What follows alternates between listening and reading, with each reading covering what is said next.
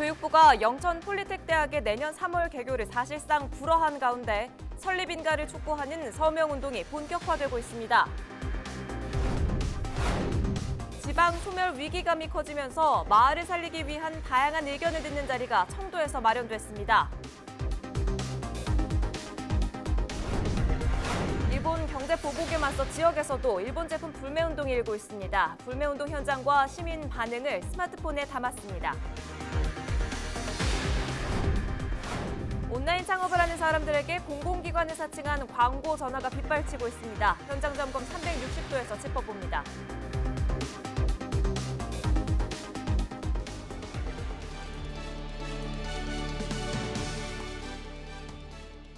여러분 안녕하십니까? 헬로티비 대구경북 뉴스입니다. 교육부가 영천 폴리텍대학의 내년 3월 개교를 사실상 불허한 가운데 설립 인가를 촉구하는 서명운동이 본격화되고 있습니다. 영천 지역 고등학교 교장단에 이어 기관 단체장들도 서명운동에 동참했습니다. 이하영 기자입니다. 영천에 건립 중인 한국폴리텍대학 로봇 캠퍼스입니다. 폴리텍대학 법인은 내년 3월 개교를 목표로 지난 6월 11일 교육부에 설립 인가를 신청했지만 교육부가 이를 반려했습니다. 법률이 정한 절차상 개교 예정일 1년 전까지 제출해야 할 서류를 뒤늦게 냈다는 이유였습니다. 대학 설립 시행 규칙을 제대로 파악하지 못한 대학 측은 개교 일정을 내년 9월로 미루고 개교 예정일 12개월 전인 8월 중에 재인가 신청을 하겠다는 방침입니다. 반려되었기 때문에 이제 다시 추천서 고용부로부터 받아가지고 이제 인가 요청을 교육부로 8월 초에 할 예정입니다. 문제는 신청서를 제출한다 하더라도 설립 인가 여부는 불투명하다는 겁니다. 한국전문대학교 교육협의회의 반발이 심하고 교육부가 학령 인구 감소에 따라 대학 신규 인가를 금지하고 있기 때문입니다. 지난 2013년 대학 유치를 시작으로 213억 원의 막대한 예산을 투입한 영천시는 대학 설립 인가를 위해 서명운동에 돌입했습니다. 2013년도부터 시작해갖고 그동안에 건축이라든지 이게 문제라든지 예산도 우리 지방 재정에 열악함에도 불구하고 많은 예산이 투입됐기 때문에 멈출 수가 없습니다. 계속 꼭 설립 인가가 나야 된다고 생각합니다. 영천 폴리텍대학의 내년 3월 개교는 물 건너갔지만 시민들의 서명운동이 앞으로 설립 인가에 얼마나 영향을 줄 수 있을지 결과가 주목됩니다. 헬로티비 뉴스 이하영입니다. 농촌 지역은 해마다 인구가 줄면서 마을 소멸을 걱정하고 있습니다. 지방 소멸 위기감이 커지면서 마을을 살리기 위한 다양한 의견을 듣는 자리가 청도에서 마련됐습니다. 김선경 기자입니다. 인구 10명 중 3명 이상이 노인인 청도.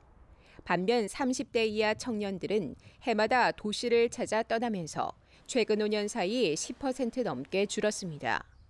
전체 거주자도 꾸준히 감소해 지난해에는 4만 3천 명을 겨우 넘어섰습니다.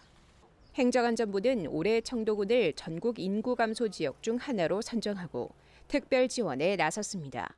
귀농, 귀촌을 하기 위해 오신 경제력 있고 활력이 있는 65세 이상이기 때문에 어떻게 보면 앞으로 이분들을 제대로 한번 활용해서 지역의 어떤 생산성 있는 인재들로 인력으로 만들어가는 것이. 청도에서도 마을 소멸을 막기 위한 움직임이 일기 시작했습니다. 16일 열린 백인 토론회에는 전문가와 지자체, 지역 주민들이 모여 청도 살리기 대책 마련을 위해 머리를 맞댔습니다.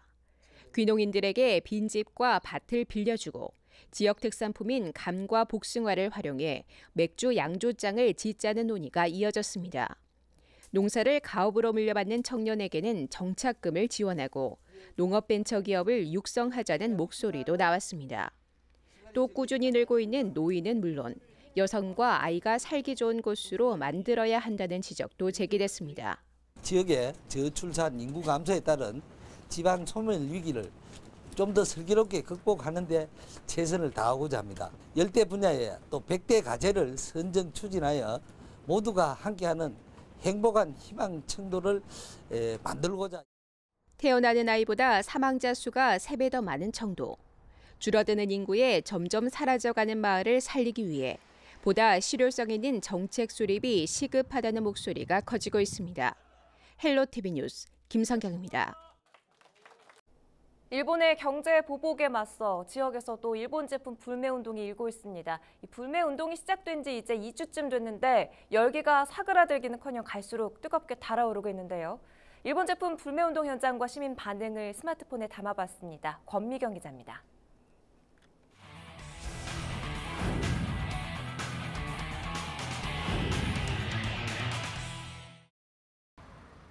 대구 달서구의 한 유니클로 매장 앞. 무더위 속 일본 기업 불매운동 릴레이 1인 시위가 한창입니다. 지난 6일 첫 시위에 나선 시민만 40여 명. 시위 참여 인원은 갈수록 늘어나고 있습니다.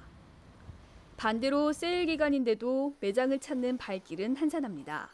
쓰면 다 사다 들고 없으면 되니까 신경 쓰지 말라는 그런 식으로 말씀하셨다는 얘기 들었는데 한국 사람들이 그렇게 가벼운 사람도 아니고 이거 무서운 사람들이 아니라는 것을 일본 사람들한테 보여주고 싶다는 생각입니다. 대구 경북 지역 마트 200여 곳도 팔지 않기 운동에 나섰습니다. 일본 맥주와 담배가 모조리 진열대에서 사라졌습니다. 이 마트는 다시는 일본 맥주와 담배를 들이지 않는 것은 물론 과자와 소스, 가공식품 등 일본산 먹거리까지 매장에서 뺄 생각입니다. 이제 손님들도 굳이 일본 제품을 찾지 않습니다. 손님들도 이제 충분히 동참을 하고 또 좋게 이야기를 해주고 하니까 앞으로는 일본 걸 안 팔아도 큰 문제가 없겠다 이런 생각을 하고 있습니다. 대구의 한 식당에는 보이콧 재팬이란 커다란 현수막이 걸렸습니다. 이곳은 당분간 일본 주류를 판매하지 않기로 했습니다. 매출이 떨어져도 그 정도는 감수하겠다는 입장입니다. 아무래도 매출이 좀 타격이 있는 건 사실입니다. 그렇지만 국민 한 사람으로서 매출에 크게 뭐 그렇게 신경 쓸 차원이 아니라고 판단해서 반면 과열된 분위기를 걱정하는 목소리도 나옵니다. 이번 문제는 감정적으로만 대응할 것이 아니라 외교적으로 풀어야 하는 숙제라는 겁니다.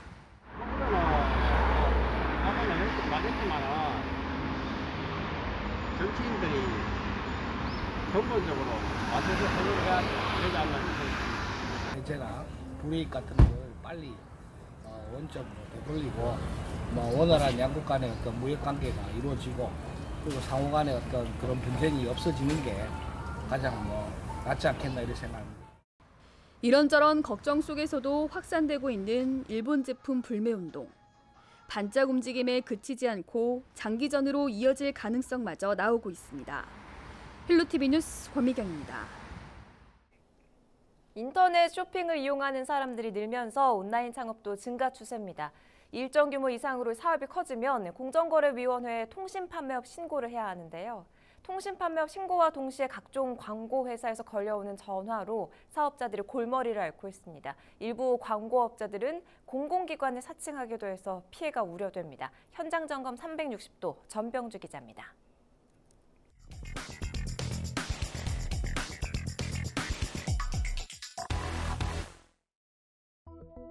경산에서 공방을 운영하고 있는 A씨, 목걸이와 반지 같은 액세서리를 만들어 판매하고 있습니다.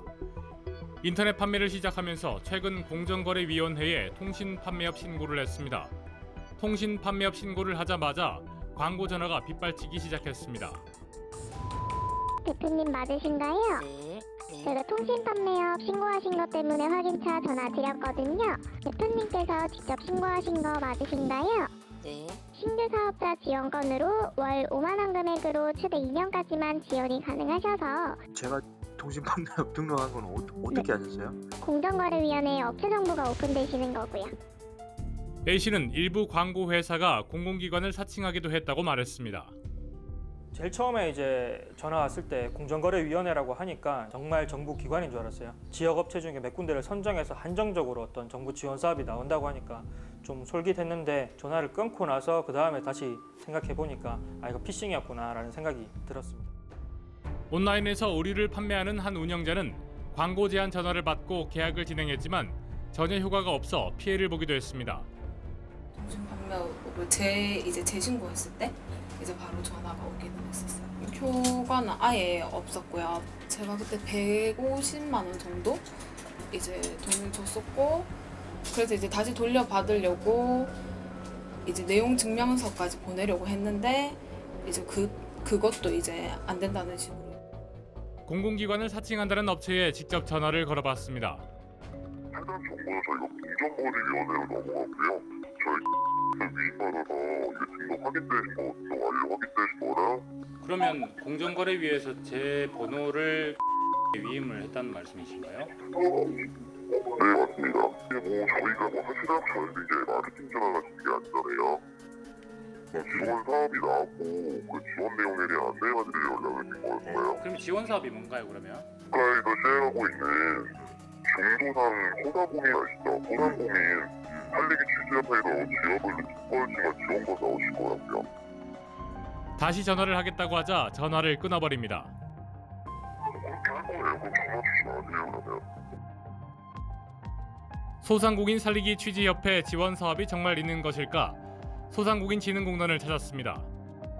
소상공인 살리기 취지협회라는 단체는 존재하지 않는 단체입니다. 소상공인 지원기관을 사칭하여 금품을 요구하거나 의심스러운 사례가 발생하면 중소벤처기업부 콜센터 1357번이나 가까운 소상공인 시장진흥공단 지역센터에 문의하시면 공정위로 업체 정보를 위임받았다고 한 것도 거짓이었습니다. 일부 광고업체가 이렇게 공개된 정보를 활용하여 공정위로부터 위임받은 업체라고 하면서 통신 판매업체에 접근한 사례가 있으니 각별한 주의를 요망합니다. 통신 판매업은 사업자라면 의무적으로 신고해야 합니다. 최근 6개월간 거래 횟수 10회 미만 또는 거래 금액 600만 원 미만인 경우에는 신고 의무가 면제됩니다. 신고된 업체 정보는 전자상거래법 12조에 따라 공정거래위원회 홈페이지에 실시간으로 고시하도록 되어 있습니다. 성을 제외한 이름, 휴대전화 뒷자리가 가려져 있지만 몇 번의 검색만으로도 업체 정보를 쉽게 찾을 수 있습니다. 광고 회사들도 이 같은 방식으로 통신 판매업자들의 정보를 알아내고 있습니다. 통신 판매업자가 금전적 피해를 입지 않았다 하더라도 공공기관을 사칭한 것은 엄연한 사기죄에 해당합니다. 공공기관을 사칭하거나 국가 지원 사업을 가장하여 서비스 요금 결제가 이미 이루어졌다면 서비스 공급자가 상이한 점 등을 사유로 취소 또는 해제 의사표시를 내용 증명으로 발송하는 것이 바람직합니다. 온라인 쇼핑몰 창업자가 증가하면서 올해 기준 60만 명 이상이 통신 판매업 신고를 한 것으로 공정위는 파악하고 있습니다. 한 해 평균 8만 명 이상이 증가하고 있는데요. 이럴 때일수록 더 이상의 피해가 늘지 않도록 관리 당국의 철저한 감시와 단속이 필요해 보입니다. 현장 점검 360도 전명준.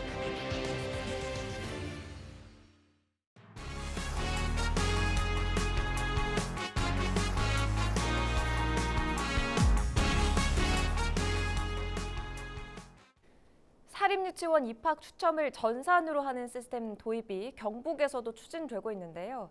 경북도의회 교육위원회가 관련 조례안을 부결시키면서 학부모 원성을 사고 있습니다. 이에 교육위는 제도 보완을 통해 통과시킬 계획이라고 밝혔습니다. 정필문 기자가 보도합니다. 연말마다 반복되는 사립유치원 입학 전쟁을 해소하기 위해 마련된 전산 추첨제. 공립처럼 처음 학교로라는 온라인 입학 관리 시스템을 통해 학부모가 희망 유치원을 지망하면 전산에서 자동으로 유치원을 배정해주는 방식입니다.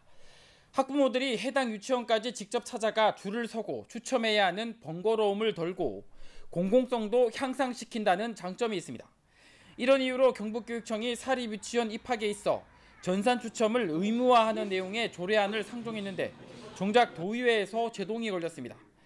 도의회 교육위원회에서 압도적인 반대로 부결된 겁니다. 이 소식이 알려지자 의원들이 사립유치원의 입장을 대변해 주는 것이 아니냐는 의혹과 함께 유아를 둔 학부모들의 반발도 커지고 있습니다. 사립유치원 입학 경쟁이 워낙 치열하기 때문에 현장 추첨을 하면 우리 학부모들이 또 시간을 내서 직접 쫓아가야 하고 엄청 불편한데 전산 추첨으로 더 편리하고 투명하게 할 수 있는데 그걸 왜 불결시키고 여러 가지 문제를 만드는지 솔직히 납득이 잘 안 됩니다. 어찌된 영문인지 의회 교육위원회에 알아보니 정부가 추진하는 전산 추첨제 자체를 반대하는 건 아니라고 밝혔습니다. 다만 경북 지역 실정에 맞게 제도를 보완해서 제대로 시행하자는 취지였지 사립유치원의 눈치를 보거나 이권에 개입한 건 아니라고 해명했습니다. 전국 시도 17개 시도에서 먼저 시행하는 광역단체 하는 걸 보고 장단점을 우리가 찾아서 단점이 생기면 그것을 보완해가지고 합의해서 조례로 만들자. 한편 2019학년도 유치원 입학 때 정부와 교육청이 사립유치원의 전산 추첨 참여를 유도했지만 경북의 참여율은 27%에 불과해 전국 꼴찌를 기록했습니다. 관련 조례가 부결된 곳도 경북이 유일한데 12개 시도에서는 이미 통과됐습니다. 경북교육청 역시 부결된 조례안을 다음 회기에 의회에 재상정할 것으로 알려졌는데 제도가 어떤 식으로 보완돼 시행될지 이목이 집중되고 있습니다. HCN 뉴스 정필문입니다. 대구시의회 시정질문에서 새롭게 바뀐 대구 도시브랜드에 대한 강도 높은 비판이 이어졌습니다. 김재호 시의원은 색깔 2개를 바꾸면서 3억 5천만 원을 투입한 이번 사업이 4년간 8번의 용역을 통해 시민 혈세와 행정력을 낭비한 사례로 보인다고 지적했습니다. 도시 홍보에 있어 통일성 있는 중장기 홍보 전략이 없는 상태에서 단순히 도시 분대를 교체하겠다는 건시한 정쟁이 만들어낸 결과라고 생각되어집니다. 이에 권영진 대구시장은 먼저 시민들의 비아냥과 오해, 비판받기에 충분하다며 죄송하다고 답했습니다. 또한 예산이 점차 증액된 건 추가적 과업이 필요했기 때문이라며 이번 결과는 최선의 선택은 아니지만 불가피한 선택이었다고 해명했습니다. 컬러풀 대구를 상징성과 의미 그리고 디자인을 새롭게 하면서 시민들과 함께 공유하는 과정은 저는 이 소모적인 낭비적인 시간이 아니었다 이렇게 보고 있습니다. 다음 소식입니다. 대구대공원 조성사업 계획을 다시 검토해야 한다는 지적이 나오고 있습니다. 대구 경제정의 실천 시민연합 등 시민단체들은 17일 공동 성명을 내고 대구시가 민간특례 사업으로 진행하는 공원 조성에 문제가 있다고 주장했습니다. 특히 공원에 꾸려지는 동물원과 반려동물 테마파크는 동물들을 위한 공간이 아닌 시민 관람과 체험이 주 목적이라며 계획을 전면 수정할 것을 촉구했습니다. 영천시가 취업난 등으로 어려움을 겪고 있는 청년들을 격려하는 소통 간담회를 개최했습니다. 이번 간담회에는 영천시 청년 직무체험자와 대학생 공공기관 직무체험자 50여 명이 참석했습니다. 영천시는 지역 발전의 잠재적 자원인 청년 세대들의 의견과 아이디어를 공유해 시정 발전의 기회로 활용하고 청년들이 지역을 올바로 이해하고 관심을 가질 수 있도록 노력하겠다고 밝혔습니다. 경북 청도 양파가 미국 첫 수출길에 올렸습니다. 청도군은 지난 16일 선적식을 마치고 미국의 한 유통업체에 총 96톤, 4천만 원어치의 양파를 수출하기로 했다고 밝혔습니다. 군은 올해 과잉 생산된 양파의 가격 하락으로 지역 농가들이 어려움을 겪고 있다며 수출 확대에 나서고 있다고 설명했습니다. 경북도교육청이 자녀와 함께 출근해 업무를 볼 수 있는 패밀리룸을 운영해 눈길을 끌고 있습니다. 패밀리룸에는 동화책, 장난감 등과 함께 사무용 PC가 마련되어 있으며 방학 등 긴급 보육이 필요한 직원 누구나 사용이 가능합니다.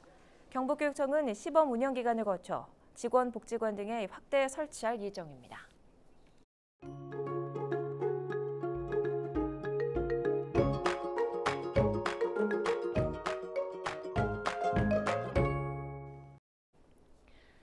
장마전선이 북상하고 있습니다. 목요일부터 시작되는 장맛비는 경북 북부에 많게는 40mm의 비를 뿌리겠습니다. 자세한 날씨입니다. 전국이 흐리고 비가 내리지만 후텁지근한 날씨가 이어지겠습니다. 18일 목요일은 아침 기온이 21도로 시작해 한낮에 26도가 예상됩니다. 장마전선 영향으로 경북 북부에 최대 40mm의 비가 예상됩니다. 이번 주는 유독 비 소식을 자주 전해드리고 있습니다. 목요일부터 시작되는 장맛비는 전국적으로 많은 비를 뿌릴 것으로 보이고요. 또 5호 태풍 다나스가 점차 한반도에 근접할 것으로 예상되는데요. 태풍이 북상하는 과정에서 많은 수증기가 들어오면서 금요일과 월요일 사이에 많은 비가 내릴 가능성이 있습니다. 생활지수입니다. 자외선지수 70으로 모자나 양산으로 방어하실 필요가 있겠고요. 불쾌지수도 높습니다. 냉방지수도 높아서 강한 냉방이 필요합니다. 날씨 정보였습니다. 뉴스를 마칩니다. 저희는 언제나 여러분 곁에 있겠습니다. 시청해주신 여러분 고맙습니다.